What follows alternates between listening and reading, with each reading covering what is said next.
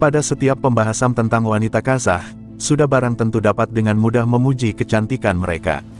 Dengan menyoroti pencapaian bersejarah mereka, bahkan soal kontribusi yang telah mereka berikan dunia. Demikian itu, menjadi dasar bagi kita, untuk mengenali kepribadian mereka yang unik, suatu cara hidup yang menyeimbangkan antara modern dan tradisional. Wanita Kazakh rupanya benar bahwa mereka berkemauan keras, mandiri, berpikiran bebas, dan ambisius. Bersamaan dengan itu, perempuan Kazakh sangat berorientasi pada keluarga dan berpusat pada anak. Warga Kazakh amat menghormati peran tradisional, pun menghargai menjadi istri dan ibu yang baik, sekaligus mengejar karir dan tujuan pribadi. Meski tidak semuanya mengutamakan kehidupan keluarga, namun sebagian besar mengutamakannya. Banyak perempuan Kazakhstanlah bersedia menyesuaikan kehidupan mereka. Ia pun mau berkorban ketika kebutuhan anak-anak dan anggota keluarga lainnya bertabrakan dengan pekerjaan atau kewajiban sosial mereka. Mereka dipandang sebagai inti keluarga. Pada tinjauan historis, peran perempuan Kazakh terutama ditentukan oleh hubungan kekerabatan. Seorang wanita dipandang sebagai anak perempuan, saudara perempuan, istri, ibu atau nenek. Dalam semua peran ini, perempuan diharapkan untuk menyesuaikan diri dengan keinginan dan kebutuhan laki-laki, ayah, suami, atau bahkan anak laki-laki. Kerangka sosial sebagaimana ini, terlihat mengakibatkan perempuan menjadi lemah, patuh dan pasif, sedangkan laki-laki aktif, tegas dan mendominasi. Namun, hal ini merupakan kesalahpahaman total mengenai peran gender tradisional Kazakh. Negara terbesar ke-9 di dunia ini, nampaknya memang kurang akrab di telinga. Kazakhstan masih terhitung muda, karena baru merdeka pada tahun 1991. Dan tahukah Anda, kalau mayoritas warga Kazakhstan adalah Muslim, 70% dari 17 juta jiwa warga negara kaya minyak ini memeluk Islam. Namun komunisme, membuat kehidupan spiritual sempat redup di sini. Sebagai bagian dari Uni Soviet selama kurang lebih 70 tahun, menjadikan paham komunis menguasai. Kebebasan agama dikekang termasuk Muslim. Namun kini mulai berbenah, bisa beribadah dan tetap tak lupa budaya identitas mereka. Orang Kazakhstan senang menerima tamu. Ada tradisi bagaimana memperlakukan tamu atau disebut konakasi. Mereka akan menyajikan beraneka macam makanan lezat buatan sendiri, termasuk pada tamu yang baru dikenal. Pantang bagi orang Kazakh, untuk membiarkan perut tamu dalam keadaan kosong. Zulfia sang ibu, selalu cekatan memenuhi seisi rumah dengan aroma masakan. Sebagai suku nomaden yang hidup berpindah, bangsa Kazakh selalu membawa kuda sebagai alat transportasi, sekaligus pengangkut beban. Saat membutuhkan protein, mereka akan menyembelih kuda yang tersedia. Karena hidup berpindah itu pula, cara pengolahan besbermak sangat sederhana, hanya direbus dengan bumbu dasar. Gaya hidup nomaden yang sangat padat karya dari para penggembala Kazakh, termasuk membawa ternak melintasi jarak yang sangat jauh, menghasilkan pembagian kerja yang ketat namun efektif berdasarkan gender. Laki-laki sibuk mengembara bersama kawanan ternak dan mencari padang rumput segar, sementara perempuan mengurus rumah. Perempuan Kazakh harus mengurus rumah tangga, anak-anak, dan orang tua, namun pada saat yang sama, bertanggung jawab atas segala urusan ketika kepala keluarga laki-laki sedang pergi selama migrasi nomaden musiman. Perempuan tidak hanya dengan patuh memasak, membersihkan, menjahit, dan melakukan tugas-tugas duniawi lainnya. Mereka mempunyai suara dalam banyak persoalan yang berkaitan dengan keluarga dan rumah tangga. Mereka melakukan berbagai aktivitas fisik di luar rumah, termasuk mendirikan yurt, mengendarai kereta, memuat unta, menaiki pelana dan menunggang kuda. Bahkan menembak dengan busur dan berburu dengan elang. Secara historis, konstruksi sosial Kazakh bukanlah tentang mengistimewakan laki-laki dan menekankan subordinasi perempuan. Pembagian peran gender lebih merupakan mekanisme penyeimbang dalam gaya hidup nomaden, suatu bentuk saling ketergantungan. Sejak usia sangat muda, gadis-gadis Kazakh diajari keterampilan dan sikap yang diperlukan untuk menjalankan peran mereka di masa depan sebagai istri dan ibu. Namun pada saat yang sama, remaja putri juga diajari untuk menjadi kuat secara fisik dan moral. Mereka belajar cara menaiki kuda dan cara membela diri. Selain anak laki-laki, anak perempuan juga berpartisipasi dalam berbagai kontes musik dan puisi. Mereka juga memiliki outlet atletik yang melibatkan partisipasi campuran.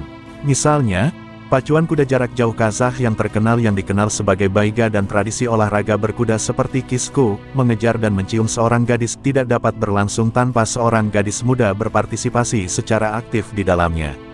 Selama berabad-abad, perempuan Kazakh juga memiliki lebih banyak kebebasan pribadi dan kemampuan lebih besar untuk menyuarakan pendapat mereka dibandingkan perempuan di banyak negara tetangga lainnya. Berbeda dengan perempuan di beberapa negara tetangga, perempuan Kazakh tidak pernah menutupi wajah mereka dengan cadar dan tidak pernah hidup dalam pengasingan. Tingkat kebebasan ini dinikmati bahkan pada saat banyak orang nomaden Kazakh meninggalkan kepercayaan pagan mereka dan memeluk Islam. Dengan pertanyaan tentang, apakah masyarakat Kazakh kuno sepenuhnya egaliter? Tidak, tapi budaya ini juga tidak menindas perempuan seperti halnya budaya kuno. Ya, secara historis seorang perempuan Kazakh menerima peran dengan kebebasan terbatas sebagai imbalan bagi laki-laki untuk mengambil tanggung jawab penuh atas kesejahteraannya dan kesejahteraan keluarga.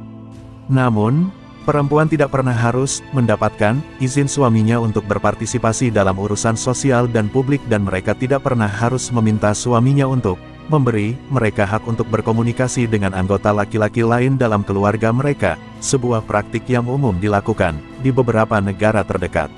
Setelah sejarah panjang hidup berpindah-pindah, orang Kazakh mulai menetap di desa-desa, meninggalkan kehidupan nenek moyang mereka yang jauh.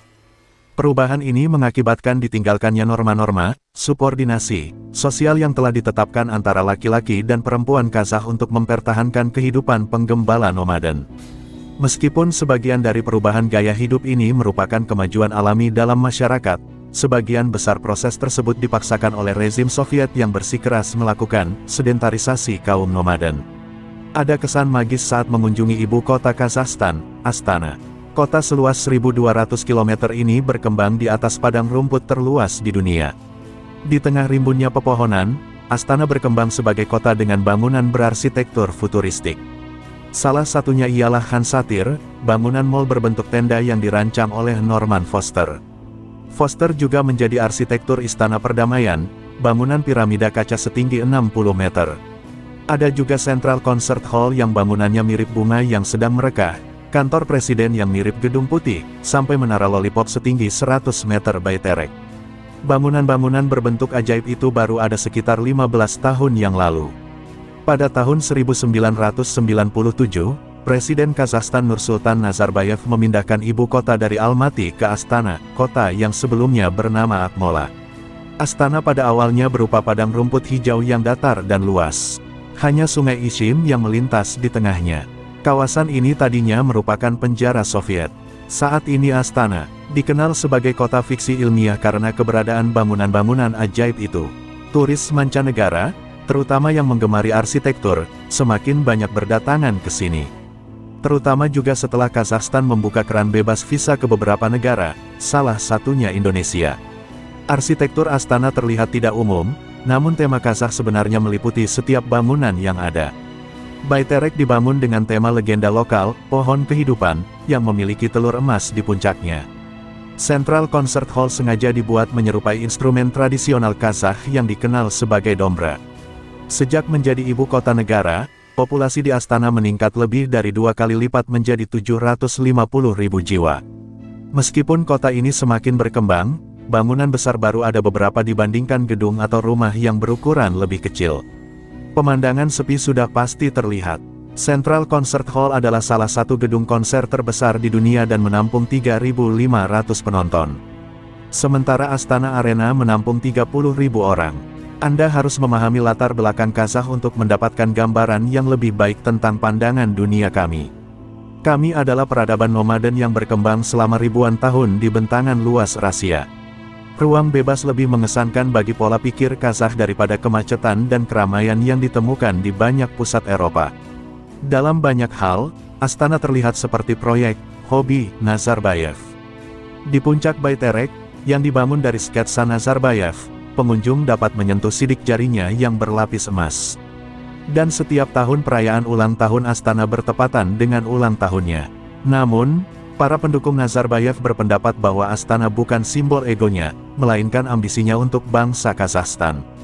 Salah satu pendukung Nazarbayev yang paling kuat adalah Jonathan Aitken, seorang mantan politisi Inggris, yang menulis biografi berdasarkan wawancara pribadi 23 jam dan retrospeksi negara.